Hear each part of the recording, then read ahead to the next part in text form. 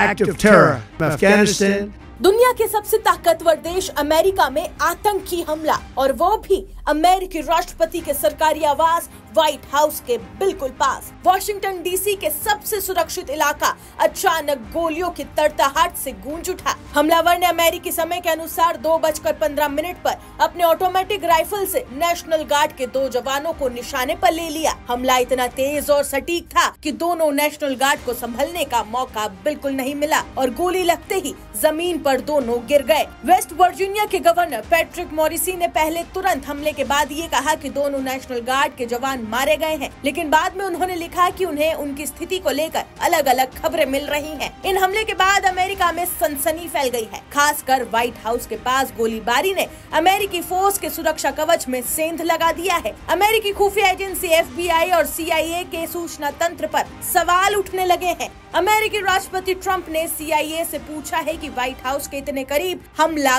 कैसे हो गया, हमलावर की सूचना एजेंसियों को क्यों नहीं लगी। रिपोर्ट्स के मुताबिक हमलावर की पहचान रहमानुल्लाह लकनवाल नाम के एक अफगान से हुई है। बताया जा रहा है कि हमलावर 2021 से अमेरिका में रह रहा था। अब सवाल उठ रहे हैं कि अमेरिका में घातक हमले के पीछे कौन है? क्या फायरिंग के पीछे तालिबान है या हमलावर का संबंध ISIS से है? शक की सुई पाकिस्तानी खुफिया एजेंसी ISIS पर भी है। दरअसल अमेरिका को लगता है कि बिना पाकिस्तान के मदद के कोई तालिबानी अमेरिका में घुस नहीं सकता, क्योंकि पाकिस्तानी एजेंसी अमेरिका के खुफिया ब्यूरो के साथ मिलकर अफगानिस्तान में काम करती है। लिहाजा अमेरिकी एजेंसियों की आंखों में धूल झोंक कर घुसपैठ करना पाकिस्तानी खुफिया एजेंसी ISIS के लिए ज्यादा आसान है। हालांकि इस हमले के बाद अमेरिका ने जांच शुरू कर दी है। अमेरिका ने एक्शन लेते हुए अफगान नागरिकों की इमिग्रेशन से जुड़ी सभी प्रोसेस को तुरंत रोक दिया है। यानी अमेरिका में तुरंत प्रभाव से अफगान लोगों की एंट्री बैन कर दी गई है। अमेरिकी सिटीजन और इमिग्रेशन सर्विसेज यानी कि USCIS ने सोशल मीडिया प्लेटफॉर्म X पर बताया कि अफगान नागरिकों की सभी इमिग्रेशन रिक्वेस्ट को अब अनिश्चित काल के लिए रोक दिया गया है। एजेंसी ने कहा कि सुरक्षा से जुड़ी जांच